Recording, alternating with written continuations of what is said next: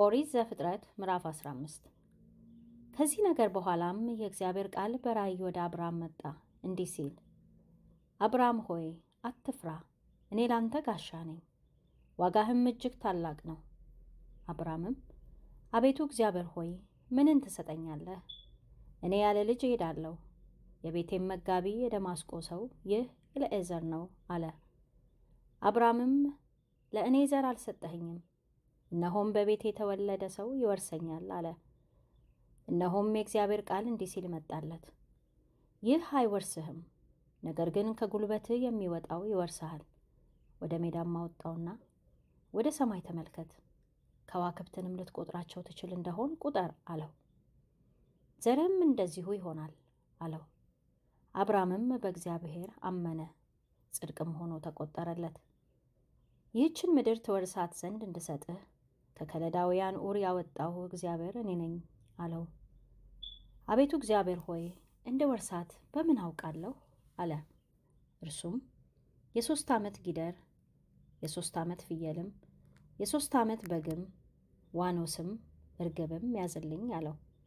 እነዚህንም ሁሉ ወሰደለት፣ በየሁለትም ከፈላቸው። የተከፈሉትንም በየወገኑ ትይዩ አደረጋቸው። ወፎችን ግን አልከፈለም። አሞራዎችም በሥጋው ላይ ወረዱ፣ አብርሃምም አበረራቸው። ፀሐይም በገባች ጊዜ በአብርሃም ከባድ እንቅልፍ መጣበት፣ እነሆም ድንጋጤና ታላቅ ጨለማ ወደቀበት። አብርሃምንም አለው፣ ዘርህ ለእርሱ ባልሆነች ምድር ስደተኞች እንዲሆኑ በእርግጥ እወቅ።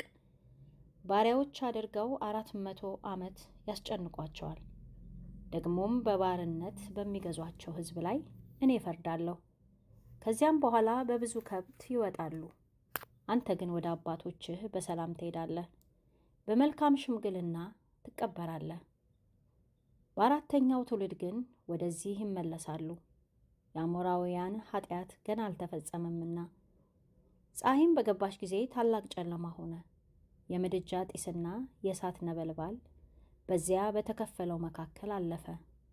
በዚያን ቀን እግዚአብሔር ለአብርሃም እንዲህ ብሎ ቃል ኪዳን አደረገ። ከግብፅ ወንዝ ጀምሮ እስከ ትልቁ ወንዝ እስከ ኤፍራጥስ ወንዝ ድረስ ይህችን ምድር ለዘር ሰጥቻለሁ። ቄናውያንን፣ ቄኔዛውያንንም፣ ቀድሞናውያንንም፣ ኬጢያውያንንም፣ ፈሪዛውያንንም፣ ራፋይምንም፣ አሞራውያንንም፣ ከነዓናውያንንም፣ ጴርጋሴዋንያንም፣ ኢያቡሳውያንም